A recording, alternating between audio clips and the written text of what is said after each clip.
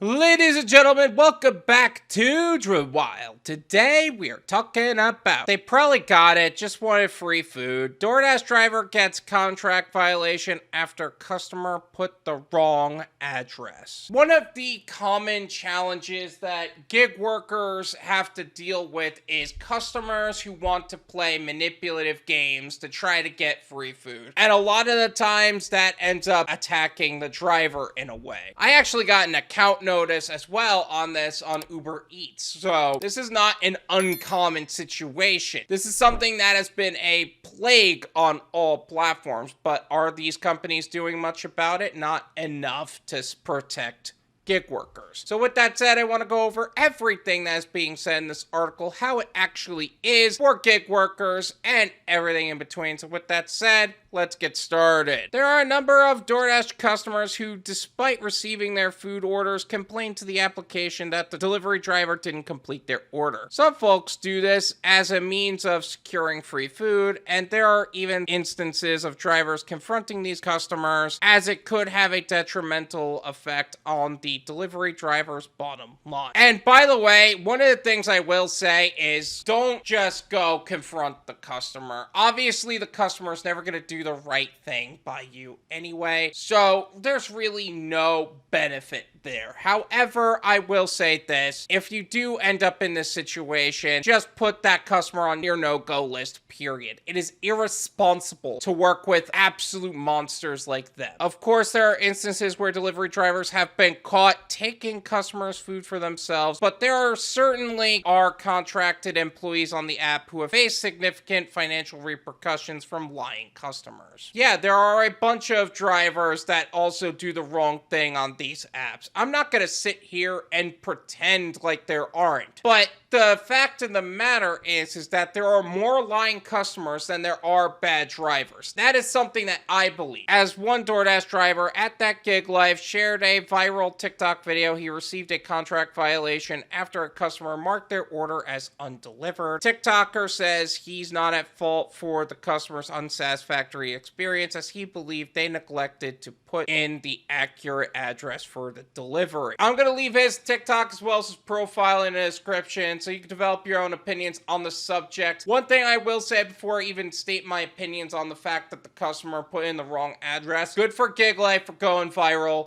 Congratulations. I feel like we need to start celebrating drivers that go viral more often, because this is how we get our message out there. Just like Hannibal is hungry is being celebrated for popping off the way he is, same needs to go for that GigLife. And yeah, there are a lot of customers who put in the wrong address. There are a lot of reasons for it. Maybe they want to play some stupid game to get you a contract violation. Maybe it's gotten to a point where they're manipulating the driver enough to cause not only the worst contract violations ever, but adding a significant number of miles to the order where it wouldn't be permitted otherwise. Like maybe it's out of the Pizza Hut's range or what have you. And some are actually just looking to get credits because they're forcing the order to be late, which makes no sense to me. Drivers should not be working with them. So I got my first contract violation from DoorDash. He begins to the clip. I'm not gonna lie, it's pretty upsetting because out of all the apps I've worked, never have I gotten a mark on my account saying that I did not deliver my food, and that's what this contract violation was about. Well, first off, good on GigLife, because you seem to be in a great area where these things don't typically happen to you. I'm glad that you actually found that for yourself, because in my area, there were customers that were trying to pull that relatively frequently, and I've had to put them on my no-go list because of that. And I think that just goes to show that one of the biggest things you need to know in the gig economy is location, location, location, because what he just described, he's been in the gig economy for a significant amount of time, and he hasn't been touched, but there are some customers who are playing stupid games in a lot of markets, and they're all clustered in the same place. So make sure that you understand, don't fall for those traps by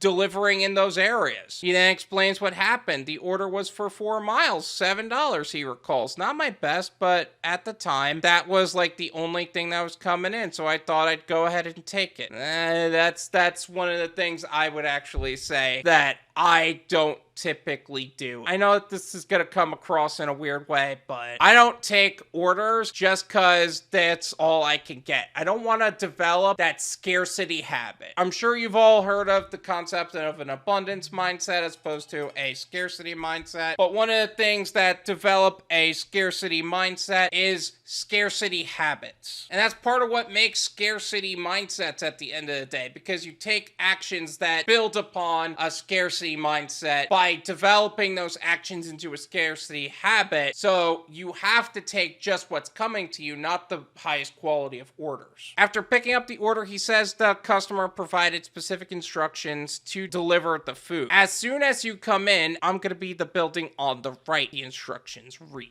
Sounds like this is delivering to a apartment or a condominium community. You're not just delivering to a apartment complex. It's a almost community of apartments. Her note said, I'm the first building on the right. He says, showing the animation he created of the customer's apartment complex. It points to what appears to be the first building on the right. From a driver's perspective, and according to the TikToker, it was a relatively easy delivery to make. I would just make sure that you're delivering it to the right apartment, and I feel like that's part of what makes certain deliveries harder to make, is that some cases there's no numbers on the buildings, so that way they could take advantage of the anonymity of them not receiving the order. So I would just blacklist that whole community if that continues to take place. Found a parking spot right up front where there was the door, so I take a picture, making sure that the door number that I'm seeing in the app and the door number that I'm standing in front of, he says, text the customer and say, enjoy your food, have a nice day, whatever. So he actually not only delivered it to the proper condo and proper door, he took the proper proof, and he still got the violation. I'd be on the phone with support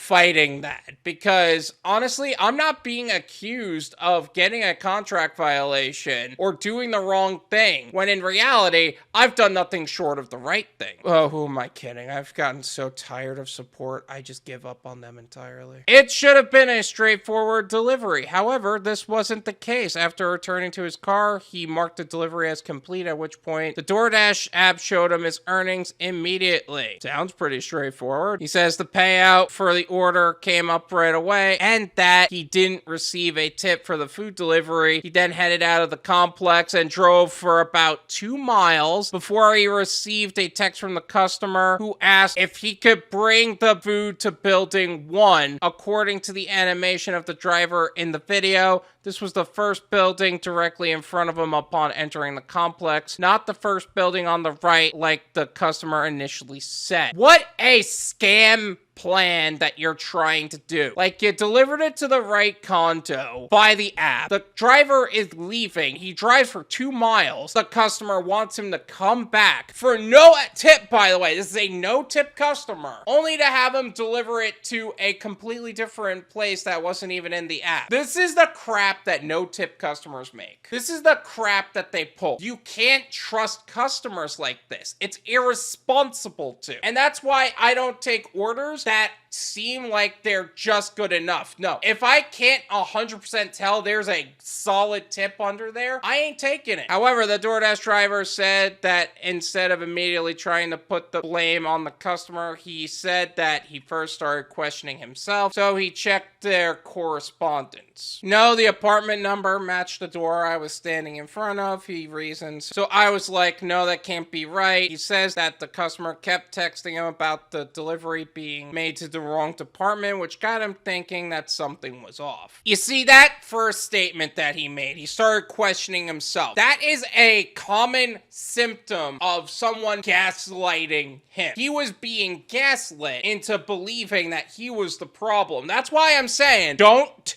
trust the customer under any circumstances. This is what they do, especially as a no-tip customer.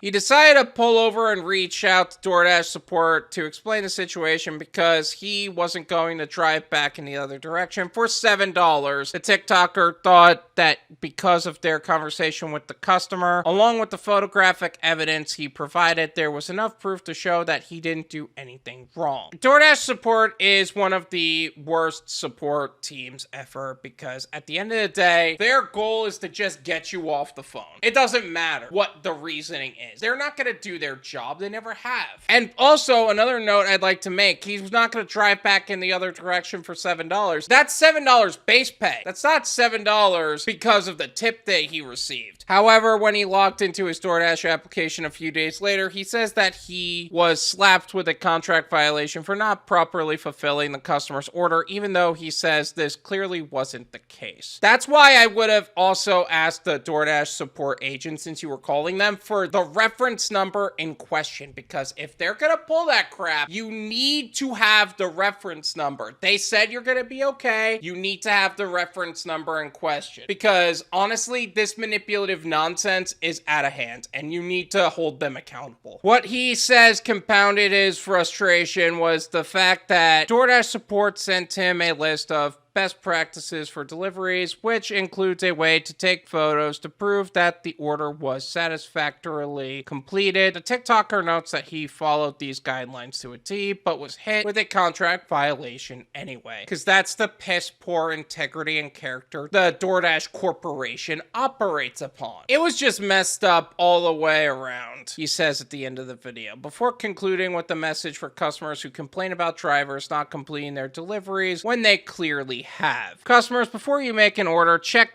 and double check your address to make sure you're living where you say you're living, because this is something that didn't even have to happen, he urges. Honestly, I appreciate that you're giving him the benefit of the doubt, but here's the reality. Customers who do that, customers who manipulate drivers like that, they're not looking to actually put in the right address. They're not doing right by the driver. They're looking to get their food, scam the company, scam you. And then at the end of the day, who ends up the real winner out of this? The customer. The company got scammed. You got scammed. But the company's still going to defend the customer, because that's the piss poor integrity and character of the DoorDash Corporation and the customer who ordered on the platform. That was 100% intentional. They wanted the credits. They wanted to scam you. That was their decision. In the comments, one viewer argued that they too have experienced difficulties receiving their DoorDash deliveries despite having the correct location punched into the app. I have my correct address on DoorDash, and I had 3 orders not delivered to me, they said. Another noted, I don't have super complicated apartments, but my address number is listed on both sides of the building. I give very clear instructions and they still mess it up. Now you see, these comments that they just brought up have nothing to do with the situation. Obviously, there are going to be certain drivers in certain areas where things don't go all right. But the point that was being brought up in this video